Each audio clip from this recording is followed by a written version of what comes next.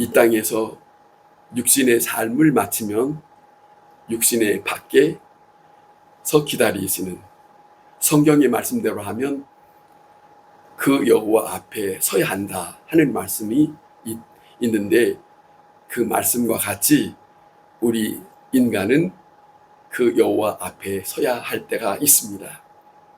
또 뿐만 아니라 우리가 지금 이 땅에 사는 동안에 어떻게 사느냐에 따라서 간간히 하나님은 개입하시고, 그리고 그 삶이 어떤 삶이었는가를 보시면서 다스리시는 것을 우리는 성경에서 보고 있습니다. 그걸 잊어서는 안 됩니다. 다윗은 시편 139편에 하나님에 대해서 고백한 내용을 잘 알고 있습니다. 다윗이 어떻게 고백하냐면, 그 하나님은 내가 말하는 것, 내가 생각하는 것, 내가 어디에 가는 것, 내가 어디에 머무르는 것, 그 모든 것을 다 아신다고 긴장해서.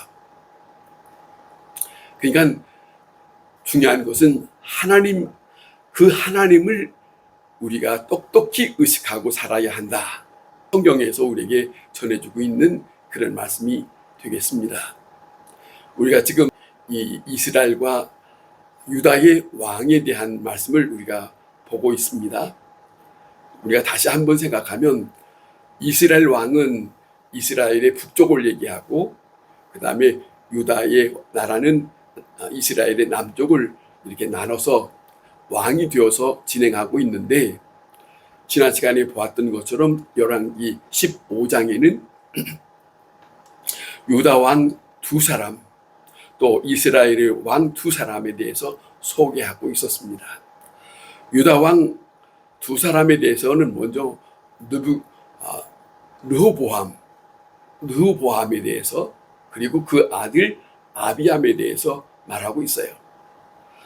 그런데 이 아비합이라고 하는 사람은 3년밖에는 왕으로 그 나라를 다스린 일이 그렇게 길지는 않았다, 그렇게 소개하고 있어요. 왜 3년이었느냐? 중요한 게 있습니다. 르호보암이 살았던 그 삶에 대해서 생각하고, 나는 하나님이 좋아하지 않는, 하나님이 기뻐하지 않는 일을 하지 않아야 되겠다 하는 마음을 가졌으면, 자기 선택이니까 뭐든지. 근데 이 사람은 나쁜 우상을 섬기는 일, 또 산당을 만드는 일, 이것을 자처했습니다. 하나님이 기뻐하는 일이 아닙니다. 그 일을 자처한 겁니다.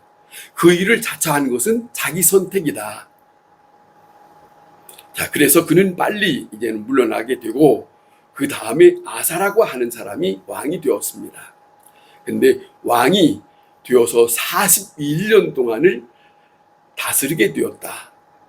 어떤 사람은 3년, 어떤 사람은 41년입니까?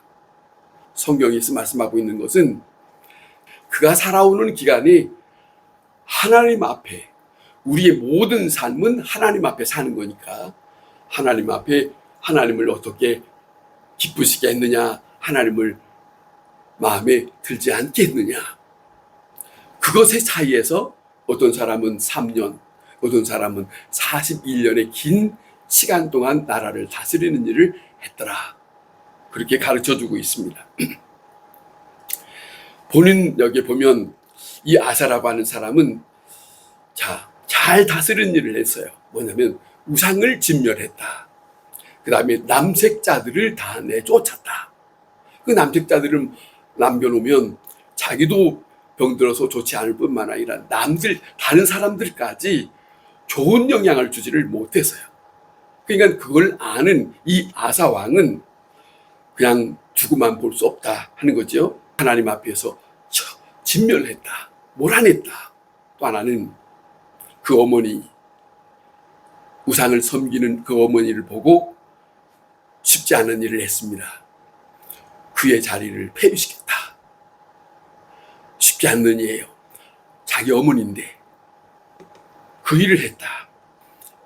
우상을 진멸하는 건 잘했어요. 그런데 이 산당을 헐어버리지 않는 것은 무엇과 같으냐면, 지난날에 살았던 삶을 지금도 계속 그렇게 답습하면서 살도록 내버려 두었다는 것이에요. 잘못된 것을 개선해야 되는데 개선하지 못했다. 무슨 말이냐면 여기에서 신당이라고 하는 말은 다른 게 아니에요. 다시 한번 우리가 기억할 것이 있어요. 솔로몬이라는 사람이 있을 때에 솔로몬이 성전을 짓기 전에 그들이 하나님을 섬길 수 있는 그런 모양새로 내버려 두었던 것이 우상을 섬기는 방법으로 하나님을 섬기는 그것이 바로 신당의 모습이에요. 솔로몬이 성전을 지었으면 솔로몬 시대에 솔로몬이 성전 중심으로 예배를 드릴 수 있도록 단호하게 그것을 깨끗이 청산했어야 했어요. 그런데 그 청산을 하지 못하고 남아있기 때문에 이 후손들이 해야 할 일이 남았다는 말입니다. 솔로몬 성전을 짓기 전에는 저들이 몰라서 그렇다 할지라도 이제는 하나님 앞에 제사를 드릴 수 있는 성전이 꾸며졌으니까 그것을 정리하고 이제는 이런 방법으로 해야 된다고 하는 것을 가르쳐야 되고 그것을 실행해야 되는 것이 개혁이에요. 이렇게 내버려 두느냐 하는 것은 이것이 아니다라고, 이것은 바른 방법이 아니다라고 가르쳐 줄 사람이 없었기 때문에 바로 이와 같이 신당을 내버려 두었다. 그 다음에 하나 잘못한 것이 있다면 왕은 되었으나 왕 노릇을 하지를 못했다. 무슨 말이냐면 오늘 이 본문에 보면 바사라고 하는 이스라엘 왕이 나타나서 라마의 도성을 쌌어요. 이 도성을 싼 이유가 있습니다. 왜 만들었느냐? 이스라엘 백성이 유다 나라에 있는 예루살렘의 성전에 가지 못하게 하기 위해서 만드는 성이에요. 그거는 옳지 않는 것이거든요. 그래서 유다 왕 아사라고 하는 사람이 부득불 다메섹 왕인 여기 기록된 대로 벤하닷이라고 하는 사람에게 원정을 해요. 원정을 하는데 그 솔로몬이 가지고 있는 은금, 보화가 있는 그 곡간을 다 뒤져서 거기에서 많은 것들을 이 벤하닷이라고 하는 사람에게 갖다 주면서 저 이스라엘이 지금 남아의 도성을 만들고 있는데 이것을 정말로 진멸해달라고, 당신이 좀 도와주세요 이랬어요. 그 말을 듣고 이 사람이 와서 도성을 쌓지 못하게 했단 말입니다. 자, 그 다음에 이스라엘 쪽에 여로보암 왕 17년을 다스렸습니다. 그 아들 나답이 이제는 불과 2년 동안에 왕노릇을 했어요. 바사가 24년에 왕노릇을 하게 되는데 이 세 사람들의 공통점이 있어요. 잘못한 것이 있다. 그것이 무엇이냐? 오늘 이 본문에 계속 이어지고 있는 말씀이 있어요. 뭐냐면 자기가 범죄하고 이스라엘 백성들에게도 범죄하게 만들었다.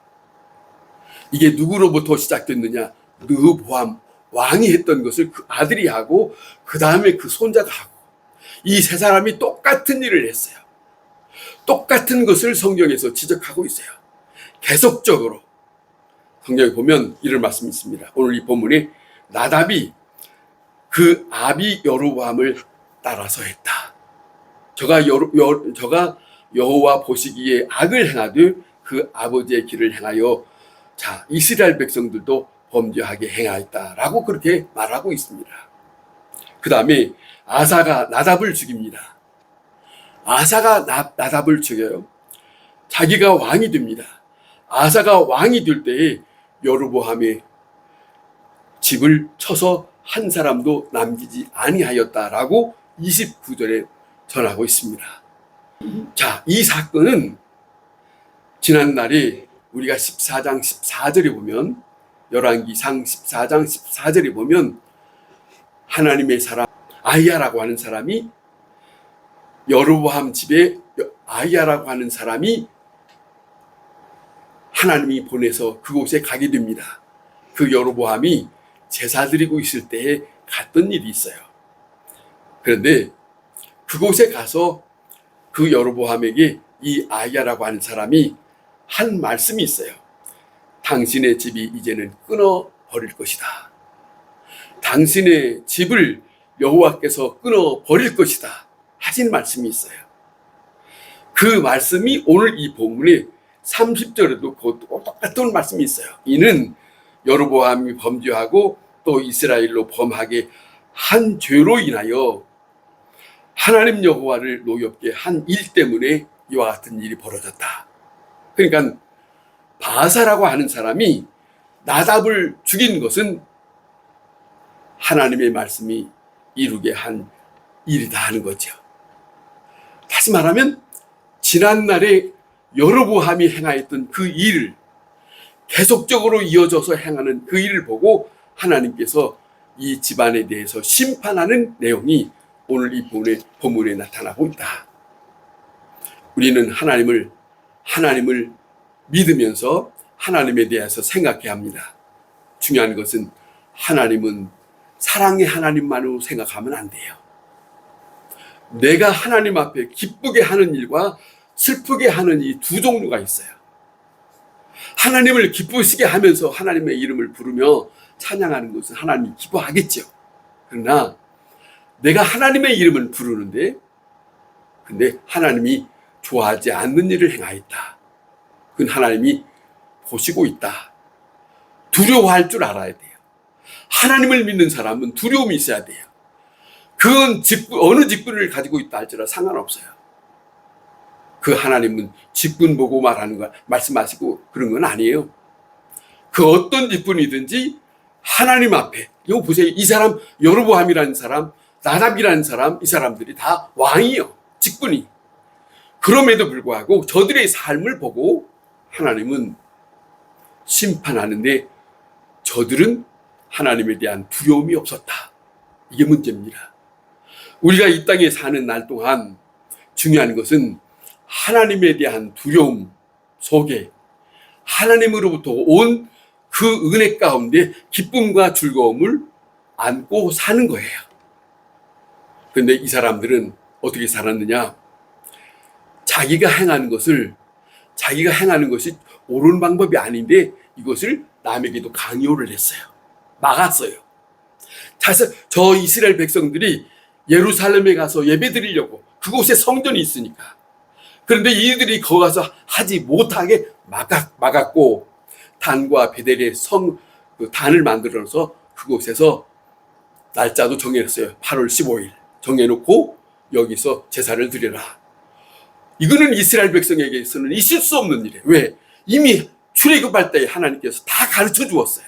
3대 절기를 통해서 이렇게 하거라. 그런데 지금 이들이 하나님의 말씀대로 살지 아니하고 자기 방법대로 살았다. 그런데 자기만이 아니고 다른 사람에게도 그 일을 함께 하도록 요구했다. 내가 잘못한 것도 죄지만 다른 사람에게 대하여 실족게 하는 것, 그거에 대한 책임은 본인이 져야죠. 잘 살아야 됩니다. 남을 실족게 하는 것, 죄짓는 것이에요. 이건 큰 죄입니다. 중요한 것이 있습니다.